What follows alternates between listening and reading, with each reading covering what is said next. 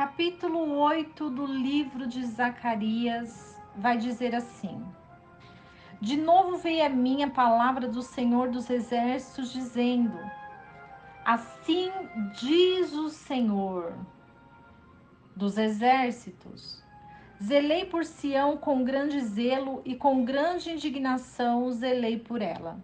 Assim diz o Senhor: Voltarei para Sião e habitarei no meio de Jerusalém, e Jerusalém será chamada Cidade da Verdade, e o monte do Senhor dos Exércitos será chamado Monte Santo. Assim diz o Senhor dos Exércitos: Ainda habitarão nas ruas de Jerusalém anciãos e anciãs, e cada qual com o seu bordão na mão, por causa da sua muita idade. E as ruas da cidade estarão cheias de meninos e meninas que nelas brincarão.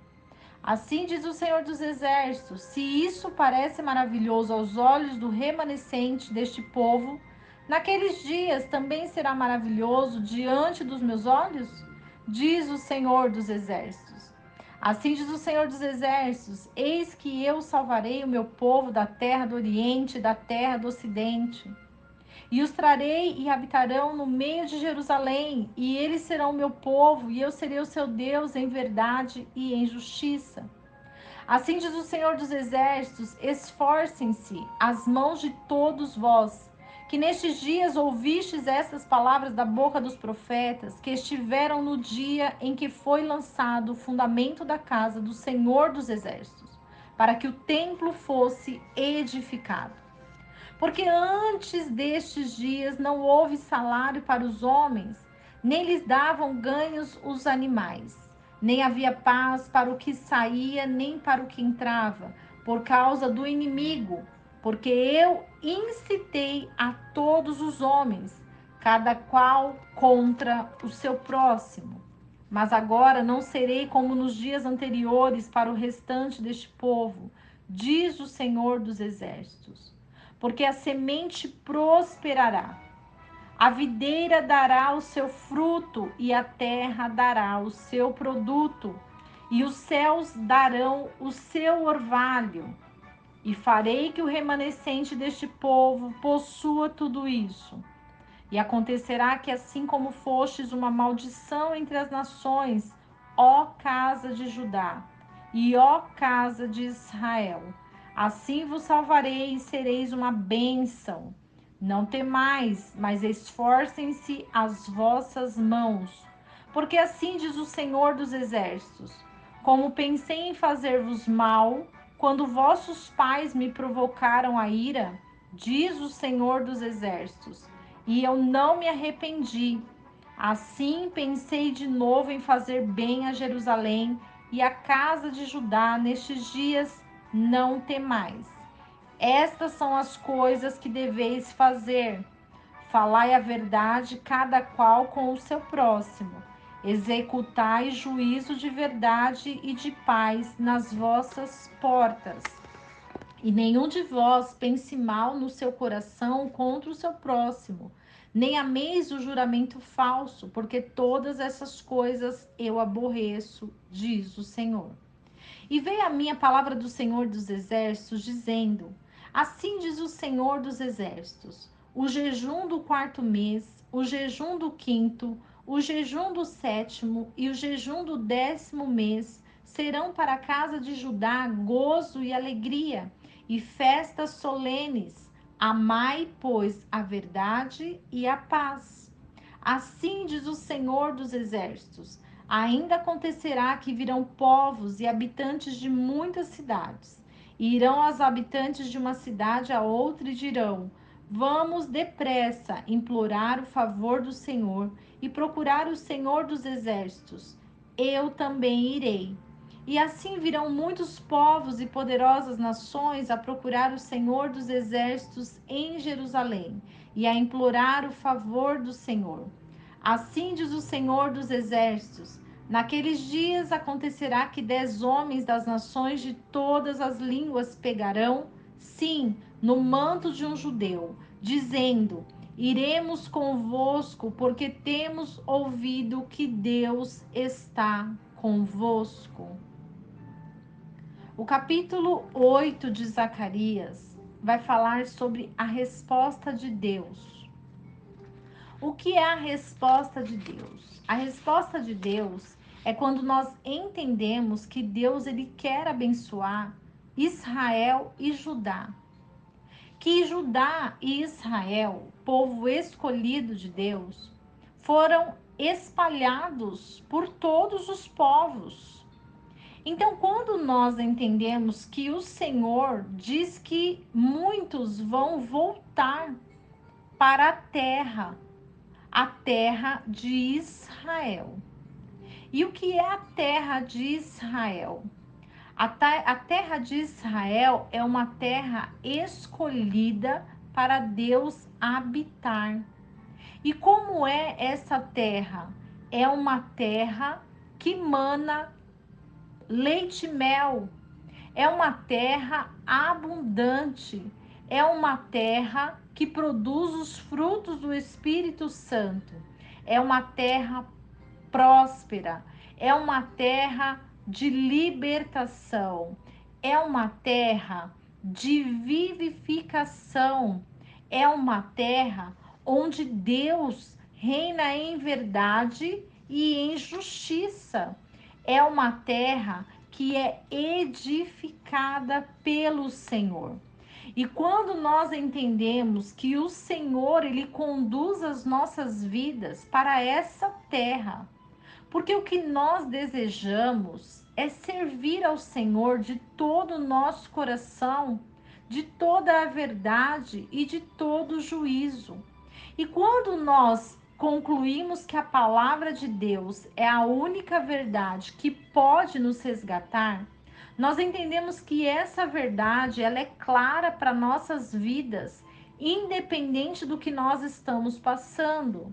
Se as pessoas nos rejeitam, se as pessoas nos humilham, se somos caluniados, se somos indesejáveis, se somos expulsos, se somos abandonados, se somos traídos, se somos enganados, se somos pisoteados, há um propósito de Deus para as nossas vidas.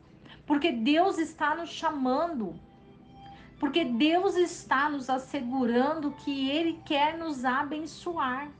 Mas enquanto nós estivermos no mundo, o que é o mundo é fazer parte daqueles que praticam obras injustas, daqueles que estão na escuridão, daqueles que não se arrependem, daqueles que não ouvem a voz de Deus.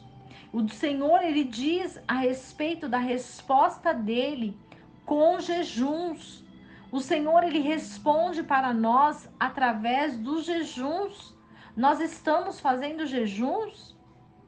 A partir do versículo 18, Deus vai dar uma palavra a Zacarias referente aos jejuns, que são jejuns estabelecidos pelo Senhor. O jejum do quarto mês, o jejum do quinto mês, o jejum do sétimo mês e o jejum do 10º mês. Então, são 4 jejuns que são estabelecidos por Deus para um tempo do povo escolhido. E esses jejuns, eles não podem falhar, porque Deus ele quer dar resposta para as nossas vidas. E as respostas que Deus tem para nos dar são respostas que vão nos conduzir à presença do Senhor. E quando nós entendemos que nós devemos implorar o favor do Senhor, nós devemos implorar a presença do Senhor, nós devemos implorar para que o Senhor possa nos dar o seu favor. E quando nós imploramos diante do Senhor, o Senhor responde, porque o Senhor é Deus de respostas, e o Senhor tem resposta para você. O Senhor, ele quer dar resposta para o seu coração, que muitas vezes amargurado, amargurada, por não entender o que está acontecendo. Por que tanto abandono? Por que tanta traição? Por que tanta injustiça? Por que tanto sofrimento? Nós precisamos olhar para as nossas sementes.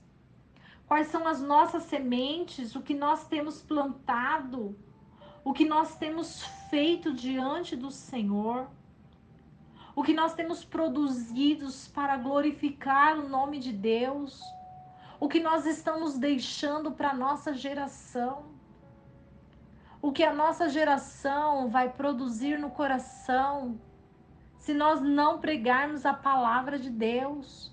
Os tempos têm sido difíceis, os tempos têm sido amargos, porque assim diz o Senhor. É o Senhor que faz a terra estremecer.